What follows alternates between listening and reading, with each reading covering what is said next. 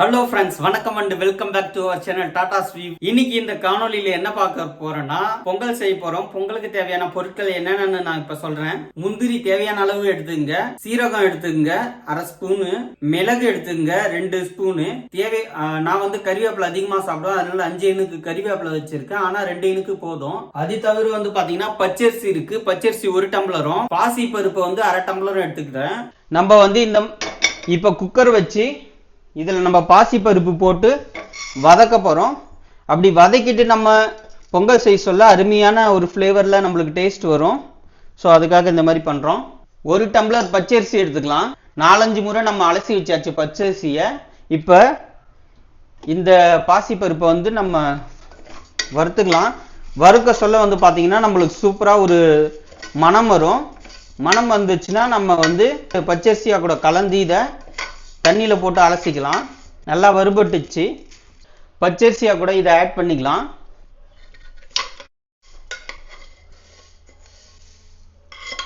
இப்போ வந்து இந்த பச்சரிசி இதையும் நல்லா மிக்ஸ் பண்ணி நம்ம வந்து தண்ணியில் அலசிட்டு அதுக்கப்புறம் மறுபடியும் இப்போ பொங்கல் வைக்க ஸ்டார்ட் பண்ணலாம். அலசியாச்சு இது ரெண்டுத்தையும். இப்போ வந்து நம்ம 1 டம்ளர் பச்சரிசியும் 1/2 டம்ளர் வந்து பாசி பருப்பும் சேர்த்துருக்கோம். இதுக்கு நம்ம தண்ணி எப்படி ஊற்றுறதுன்னு பார்க்கலாம். இந்த டம்ளர் தான் சேர்த்துருக்கோம். இந்த டம்ளரில்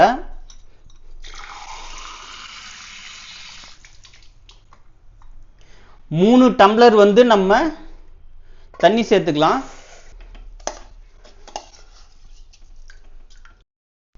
இப்போ வந்து பார்த்தீங்கன்னா நம்ம தண்ணி ஆட் பண்ணியாச்சு.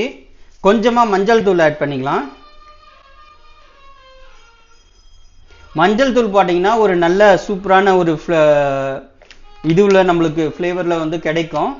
அதுக்கப்புறம் தேவையான அளவு உப்பு ஆட் பண்ணிக்கலாம். நான் தூள் 2 ஸ்பூனு சேர்த்துக்கிறேன்.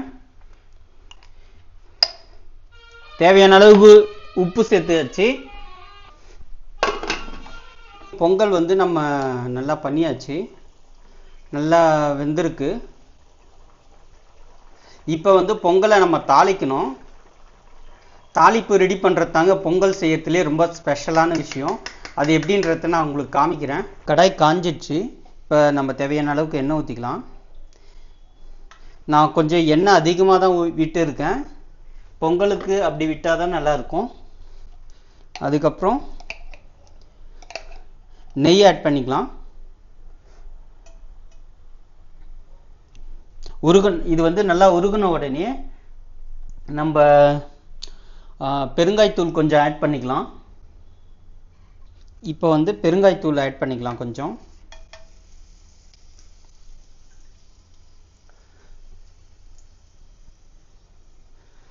பொடுசாக நான் கட் பண்ணி வச்சுருக்கேன் இந்த இஞ்சியை ஆட் பண்ணிக்கலாம்.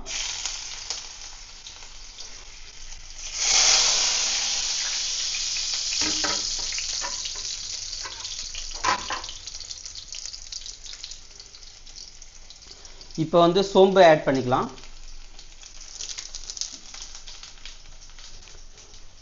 இப்போ வந்து நான் வந்து முந்திரி இவ்வளோ வச்சுருக்கேன், இதை போட்டுக்கலாம். இதை வந்து உடச்சி போட்டிங்கன்னா நம்மளுக்கு சாப்பிட சொல்ல நல்லாயிருக்கும், அதனால் உடச்சி சேர்த்துக்கலாம். மிளகு ஆட் பண்ணிக்கலாம், 2 ஸ்பூன் மிளகு. ஏன்னா மிளகும் சீரகமும் நம்ம சேர்க்க சொல்ல வந்து பார்த்திங்கன்னா இது மூலியமாக தான் வந்து நம்மளுக்கு பொங்கலுக்கு காரம் கிடைக்கும். ஸோ அதனால் நான் கொஞ்சம் அதிகமாகவே சேர்த்துக்கிட்டேன். முந்திரி வந்து நல்லா ஃப்ரை ஆன உடனே நம்மளுக்கு ஒரு நல்ல ஒரு மணம் வரும். அந்த மணம் வந்த உடனே நம்ம கடைசியாக கறிவேப்பிலை சேர்த்துக்கலாம்.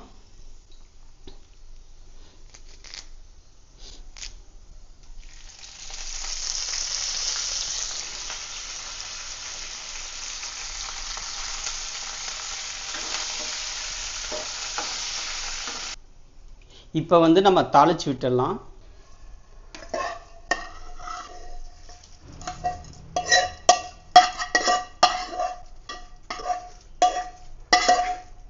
இப்போ நல்லா மிக்ஸ் பண்ணி விட்டுடலாம்.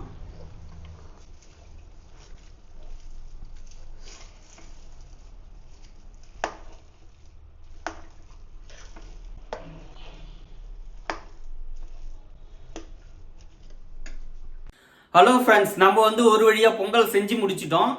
இப்போ வந்து கத்திரிக்காய் சாம்பார் வைக்க போகிறோம். அதுக்கு தேவையான பொருட்கள் என்னென்னு பார்க்கலாம். 2 வெங்காயத்தை வந்து நான் கட் பண்ணி வச்சுருக்கேன் சின்னதாக. 2 தக்காளியை கட் பண்ணி வச்சுருக்கேன். அதுக்கப்புறம் இஞ்சி வந்து தேவையான அளவுக்கு நான் கட் பண்ணி வச்சுருக்கேன், பார்த்தீங்கன்னா தெரியும். 10 பல்லு பூண்டு நம்ம கட் பண்ணி வச்சுருக்கோம். பெருங்காயத்தூள் நம்ம வச்சுருக்கோம். அதுக்கப்புறம் பாசி பருப்பு 100 கிராமும், துவரம் பருப்பு வந்து 50 கிராமும் எடுத்திருக்கேன். புளி வந்து கடைசியா நம்ம குழம்பு வச்சுட்டதுக்கு அப்புறம் ஊற்றணும், அதுக்காக வச்சிருக்கேன். இதை தவிர வந்து பார்த்தீங்கன்னா மஞ்சத்தூள், மிளகாய் தூள், அதுக்கப்புறம் வந்து எண்ணெய், உப்பு, இது எல்லாம் நம்ம அடிஷ்னலாக யூஸ் பண்ண போகிறோம் சமையலுக்கு. சரி, வாங்க போய் நம்ம கத்திரிக்காய் சாம்பார் வந்து பொங்கலுக்கு சூப்பரான காம்போ, அதை செய்யலாம். இப்போ வந்து என்ன பண்ண போகிறோம்னா, நம்ம கத்திரிக்காய் சாம்பார் வைக்க போகிறோம். அதுக்கு தேவையான பருப்பை வந்து நம்ம பாயில் பண்ணி வச்சுக்கலாம். ஸோ வந்து நான் 100 கிராம் வந்து பாசி பருப்பையும் 50 கிராம் வந்து துவரம் பருப்பையும் எடுத்துக்கிட்டேன். இது ரெண்டுத்தையும் நம்ம குக்கரில் போட்டு ஒரு 4-5 விசில் வர வரைக்கும் வெயிட் பண்ணி எடுத்து வச்சுக்கலாம். இது ரெண்டுத்தையும் மிக்ஸ் பண்ணி நம்ம நல்லா 4-5 முறை கழுவி அதுக்கப்புறம் நம்ம இதை கொதிக்க பாயில் பண்ணி வச்சுக்கலாம். தண்ணி ஊற்றுறேன் நான். இவ்வளோ தண்ணி போதும்னு நினைக்கிறேன். இவ்வளோ தண்ணி போதும், இன்னும் கொஞ்சம் ஊற்றிக்கலாம்.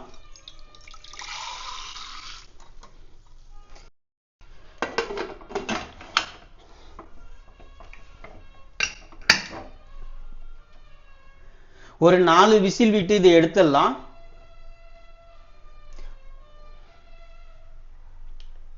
இப்போ வந்து தேவையான அளவுக்கு நம்ம எண்ணெயை ஊற்றிக்கலாம்.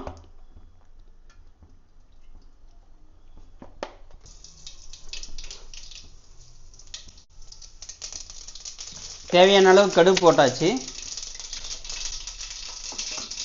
இப்போ வந்து சோம்பு தேவையான அளவுக்கு போட்டுக்கலாம்.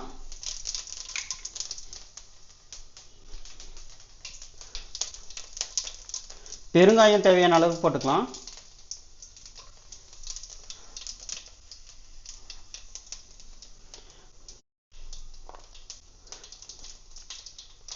கத்திரிக்காய் வெங்காயம் வந்து தேவையான அளவுக்கு போட்டுக்கலாம். 2 வெங்காயம் நான் கட் பண்ணி வச்சுருக்கேன். ரெண்டுத்தையும் போட்டு வதக்கலாம்.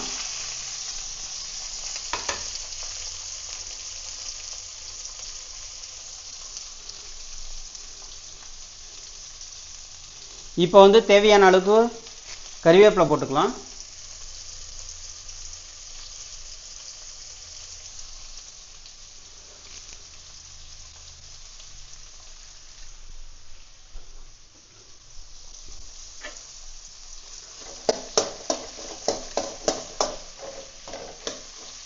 இது நல்லா வதங்கிட்ட பாரு, நம்ம வந்து தக்காளி சேர்க்கலாம்.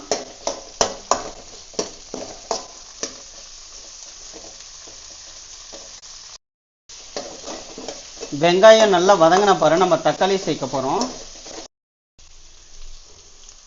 இப்போ வந்து தக்காளி ஆட் பண்ணிக்கலாம். ஒரு 10 பல்லு பூண்டு வச்சுருக்கேன், இதையும் ஆட் பண்ணிக்கலாம்.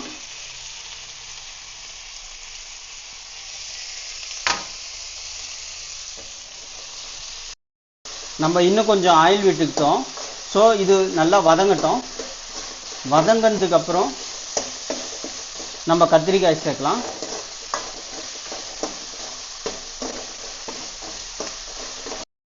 பார்த்தீங்கன்னா தெரியும், இப்போ வந்து நல்லா வெங்காயமும் தக்காளியும் வந்து நல்லா வெந்துடுச்சு. ஸோ இப்போ நம்ம அலசி வச்சுருக்க இந்த கத்திரிக்காயை போட்டுக்கலாம். நான் வந்து ஒரு 5 கத்திரிக்காய் எடுத்துக்கிட்டேன். நீங்கள் கத்திரிக்காயை கட் பண்ணி குழம்புல போடுற வரைக்கும் தண்ணியிலே வச்சுருங்க. அப்படி வச்சுருந்தா தான் வந்து நல்லாயிருக்கும், இல்லைன்னா கருப்பாயிடும்.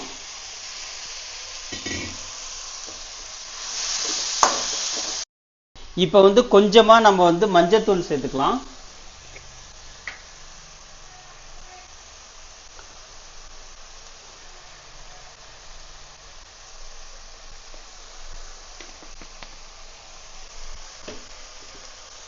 தேவையான அளவு நம்ம மிளகாய் தூள் சேர்த்துக்கலாம். நான் குழம்பு மிளகாய் தூள் வந்து 1/2 ஸ்பூனும், மிளகாய் தூள் வந்து ஒரு 1/2 ஸ்பூனும் சேர்த்துக்கிறேன்.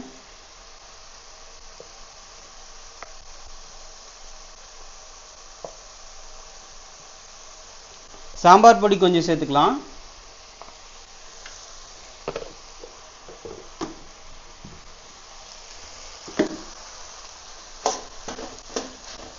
இதெல்லாம் போட்டு இப்போ மிக்ஸ் பண்ணி விடுவோம்.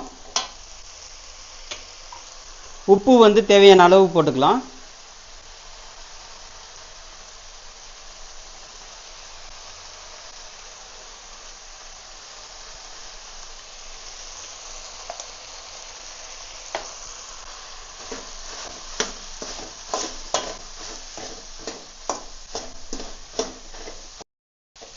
பார்த்தீங்கன்னா தெரியும், கத்திரிக்காய் ஓரளவுக்கு நல்லா வதங்கிடுச்சு. இப்போ நம்ம வந்து தண்ணி ஆட் பண்ணிக்கலாம்.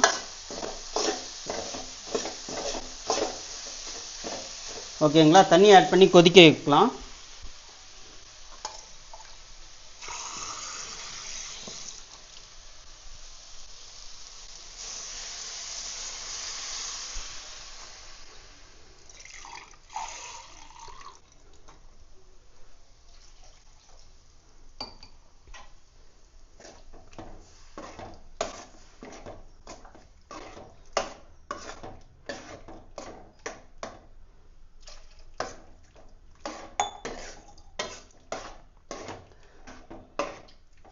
இது கொஞ்ச நேரம் கொதிக்கட்டும். கொதிச்சு முடிச்ச உடனே நம்ம வந்து புளி சேர்த்துக்கலாம்.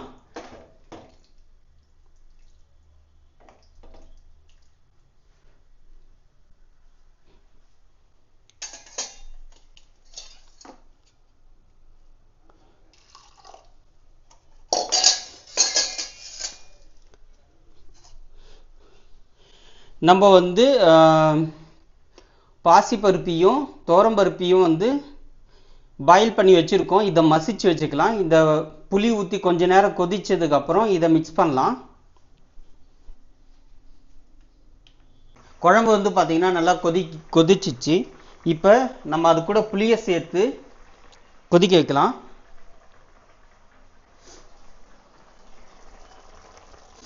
பார்த்தீங்கன்னா தெரியும், நான் ஒரு நெல்லிக்காய் அளவுக்கு வந்து புளி எடுத்து வச்சுருக்கேன்.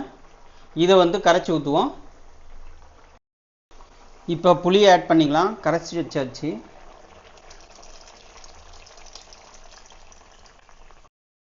இப்போ பார்த்தீங்கன்னா புளி ஊற்றுனதுக்கு அப்புறம் குழம்பு நல்லா கொதிச்சிச்சு. இப்போ நம்ம மசிச்சு வச்சுக்கிற இந்த பருப்பை வந்து ஆட் பண்ணிக்கலாம்.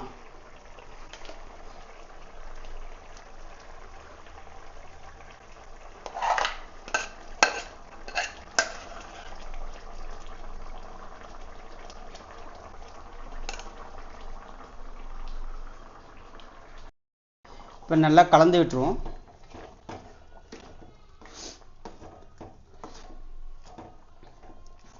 இப்போ நல்லா கலந்து விட்டுட்டு இறக்க சொல்ல வந்து கொத்தமல்லி போடணும். ஸோ சுவையான கத்திரிக்காய் சாம்பார் ரெடி பொங்கலுக்கு. குழம்பு வந்து நல்லா கொதிச்சிச்சு. நம்ம இறக்கி விட்டுடலாம். இப்போ வந்து இறக்கிறதுக்கு முன்னாடி மல்லி இலையை, அதாவது கொத்தமல்லியை வந்து நம்ம ஆட் பண்ணிக்கலாம்.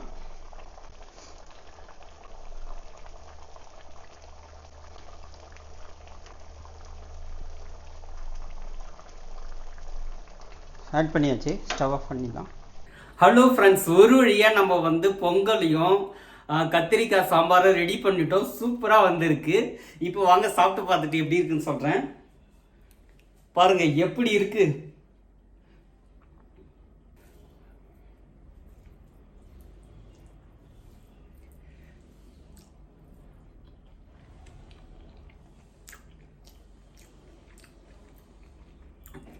அட்ட வேற லெவலுங்க. என்னுடைய ஆல் டைம் ஃபேவரேட்டே வந்து பார்த்தீங்கன்னா இந்த பொங்கலும் கத்திரிக்காய் சாம்பாரும் தான். இந்த கத்திரிக்காயை எண்ணெயில் ஃப்ரை பண்ணி, தக்காளி வெங்காயம் இது எல்லாம் போட்டு எண்ணெயில் ஃப்ரை பண்ணி, அதுக்கப்புறமேட்டுக்கு கொஞ்சம் புளி ஊற்றி, அதுக்கப்புறமேட்டுக்கு வந்து பார்த்தீங்கன்னா பருப்பை ஆட் பண்ணி, லாஸ்ட்டாக கொத்தமல்லி அப்படியே மிலாப்பில் பரபரன்னு தூவி விட்டு இறக்கி வச்சு சாப்பிட்டா வேற லெவலாக இருக்குது. இந்த பொங்கலை சொல்ல போனீங்கன்னா பொங்கலில் வந்து இந்த பருப்பை வந்து ஃபஸ்ட்டே நான் சொன்னேன் பாருங்க, அந்த பருப்பை வந்து ஃப்ரை பண்ணி அது கூட பச்சரிசியை மிக்ஸ் பண்ணி பொங்கல் வச்சு அதுக்கப்புறமேட்டுக்கு வந்து பார்த்தீங்கன்னா அந்த தாளிப்பு தாங்க வேற லெவல் அட்டகாசம். எண்ணெயை ஊற்றி அதுக்கப்புறம் நெய்யை ஊற்றி தேவையான அளவுக்கு ஜீரகம், கறிவேப்பிலை, முந்திரி இது எல்லாம் போட்டு பொரிச்சு தாளித்து சாப்பிட்டு பார்த்தா அட அட அட வேற லெவலுங்க. கொஞ்சம் சாப்பிட்டுக்கலாம்.